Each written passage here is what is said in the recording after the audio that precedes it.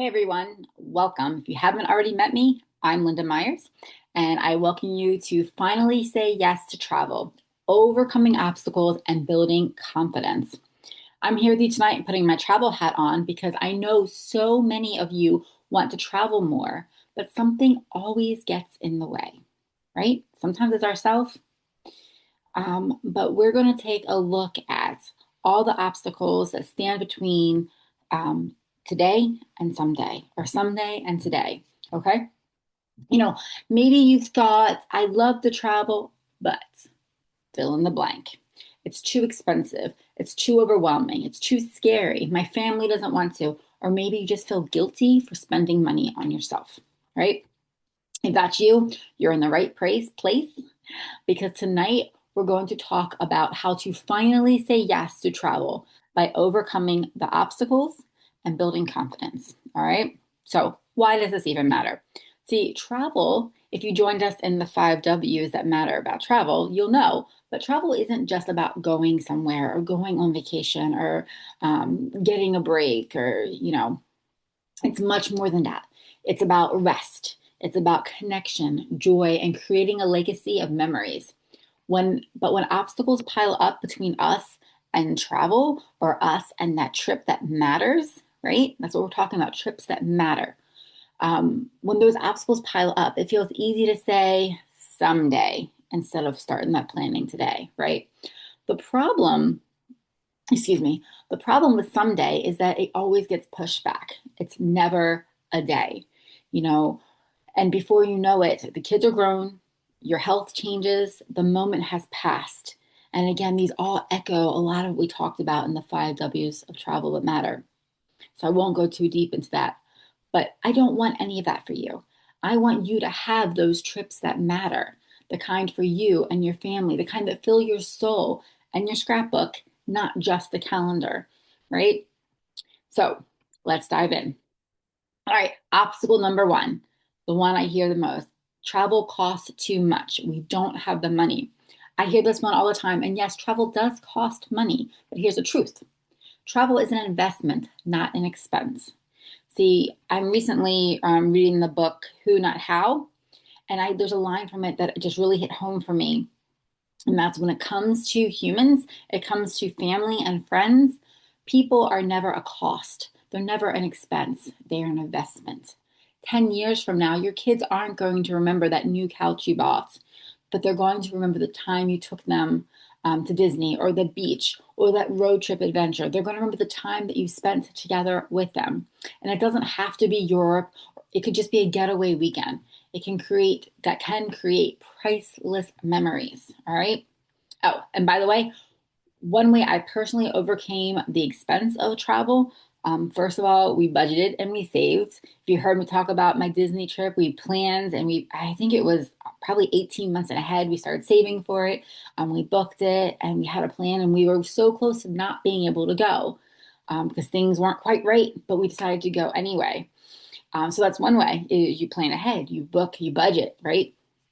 But recently, I found a better way, and that is a platform that I show you guys how to use in the 5W series. It gives me wholesale pricing and even free trip options that make travel doable for any budget. So that's why I rely on myself. All right, obstacle number two, planning is overwhelming. Okay, raise your hand if you've sat at your computer with 20 tabs open trying to find flights and hotels and activities to do. And 2 hours later, you don't have anything done and you're more stressed than when you started, right? That's decision fatigue. Too many options, too much noise. Here's the reframe.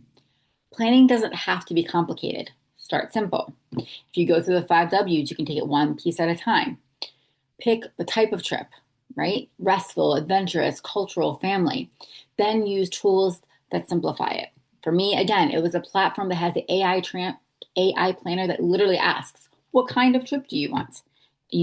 What is your budget? Where do you want to go? Who's going? And it gives you options and builds based on that. It's been a total game changer for me. And because it removes the overwhelm, I don't have to worry if I'm getting the best deal. I don't have to worry if I'm signing my family up to get mugged somewhere. All the venues are vetted and safe. And again, the best deal. All right, obstacle number three. My family isn't on board. Okay. So this one is real. Maybe your spouse hates to fly. I have flown 3 or 4 times without my husband, right? Maybe the kids groan at the idea of a long road trip or a long ride in the car.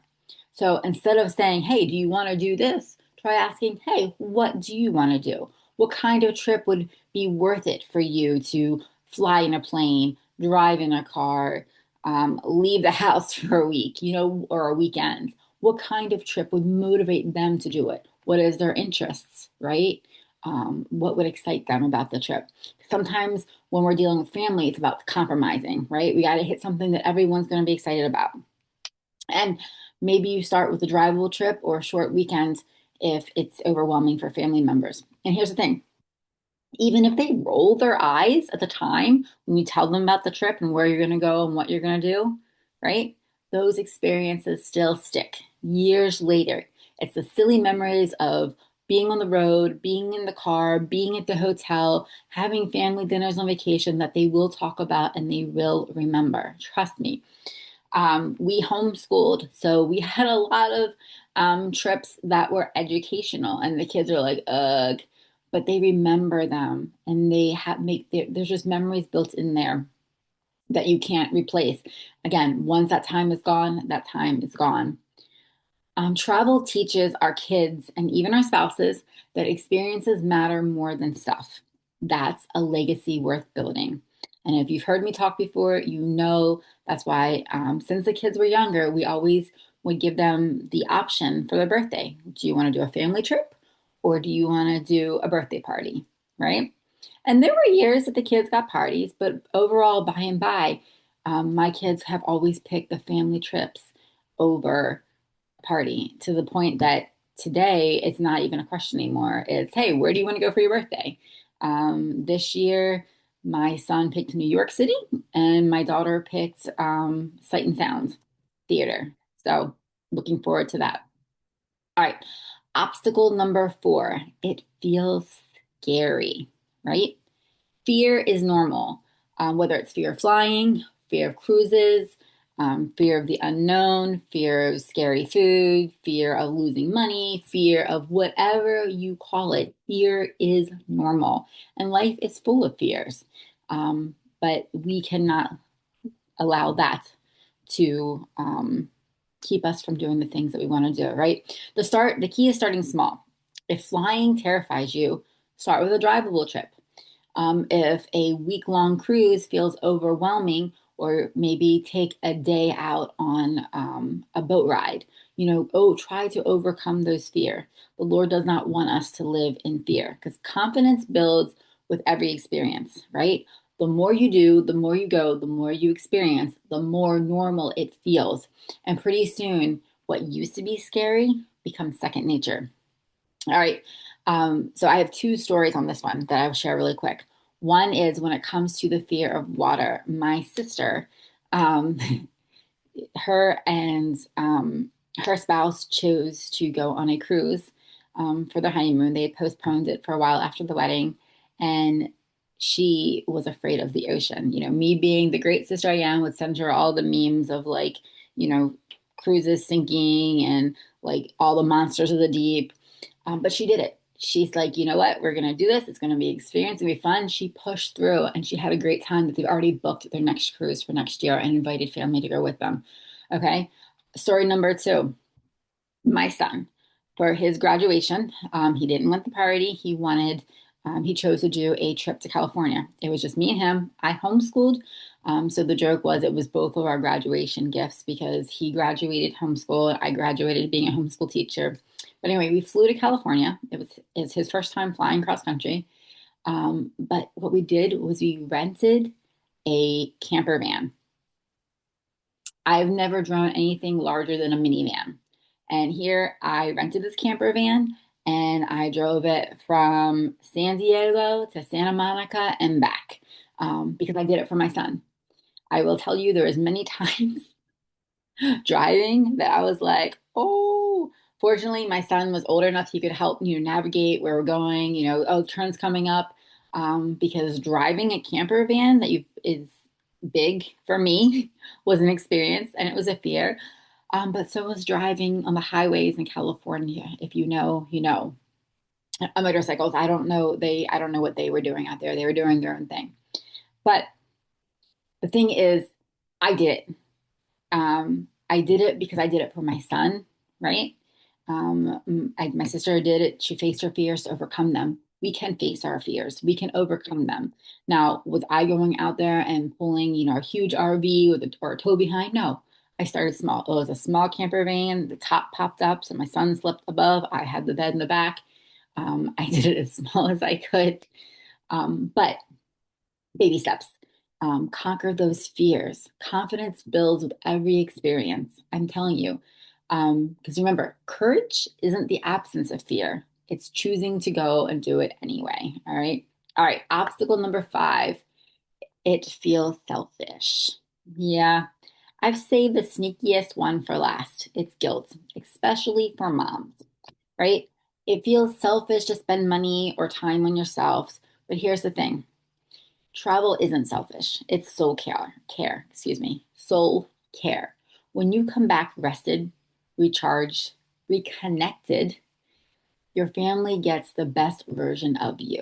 All right. And when I say reconnected, I'm talking, this can be a couple different things. Reconnected in the sense that you're back in touch with your creator, who you are, and you have a fresh vision and momentum to go forth with life, whether it's in parenting or in family or at work, or homeschooling, whatever it is, you're reconnected with who you are, who your mission is, and what you're here to do.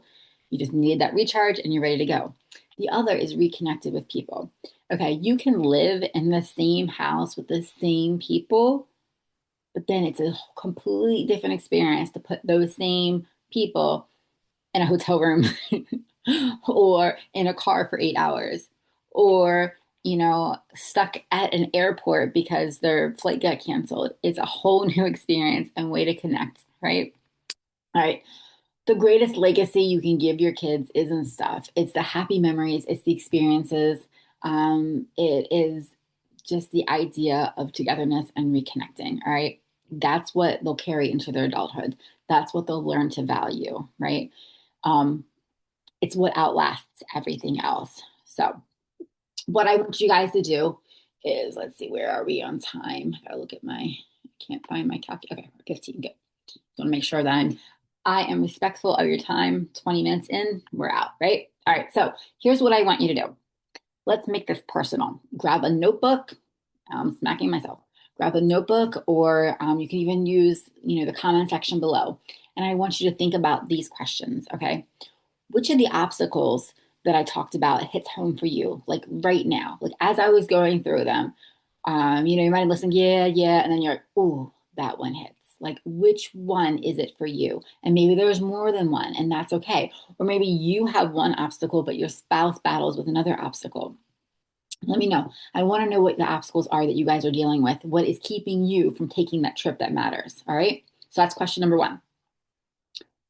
Question number 2 is I want you to think about, and if you need help with this, we're here to help you.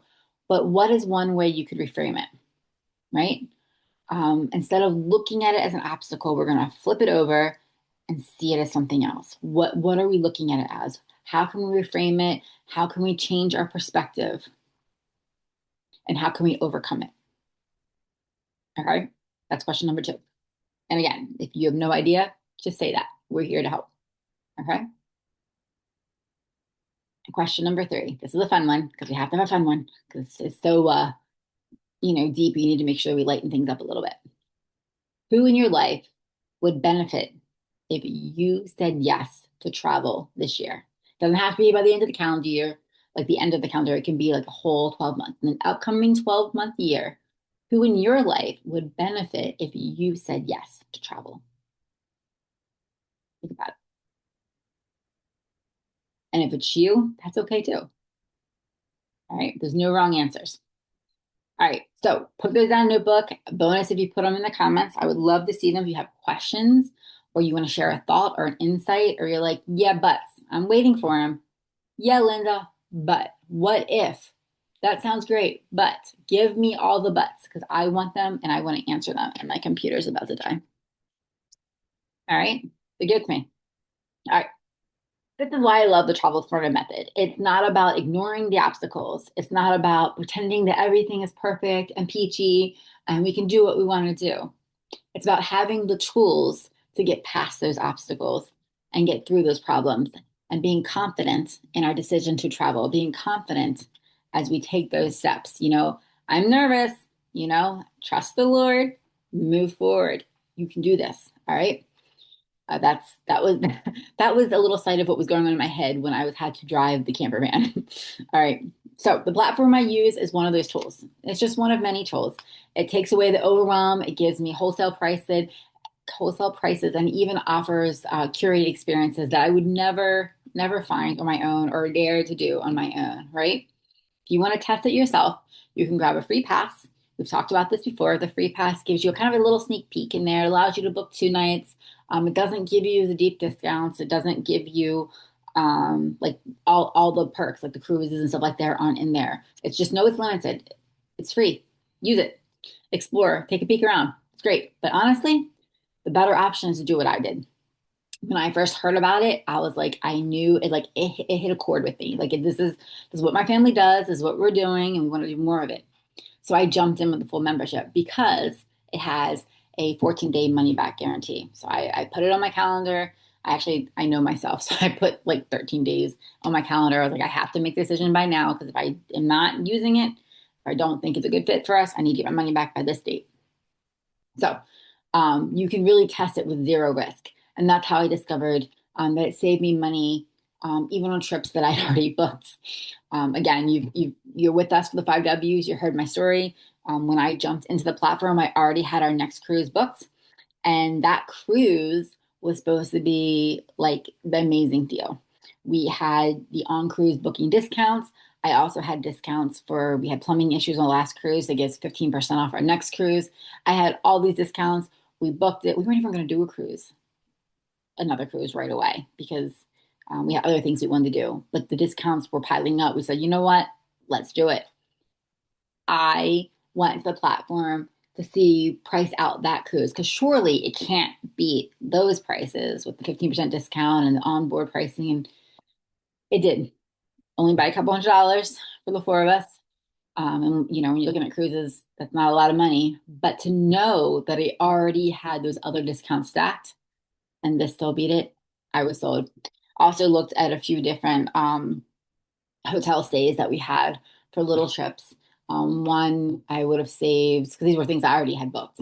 One I would have saved like $20. $20 is $20, right? And the other one was like 80 something, 86 maybe, 83, I don't know. So the proof is in the pudding. It's there. I love the platform. If you want to take a sneak peek of it, there's a video at the end of the five W's that allows you to do it. But here, at the end of the day, hear my heart. The obstacles will always be there, but so will the opportunities. And that's what this was for me. It was an opportunity. Every time you say yes to travel, you say yes to life, you say yes to love, you say yes to legacy, right? So, my challenge for you this week is to pick one obstacle, reframe it, and take one step towards saying yes to your next trip that matters. All right? Because you'll only ever regret the trips that you don't take. All right, guys, that's all I have for you. I definitely want to see your comments, questions, everything. Let me know. I'm here for you. And I will see you next time.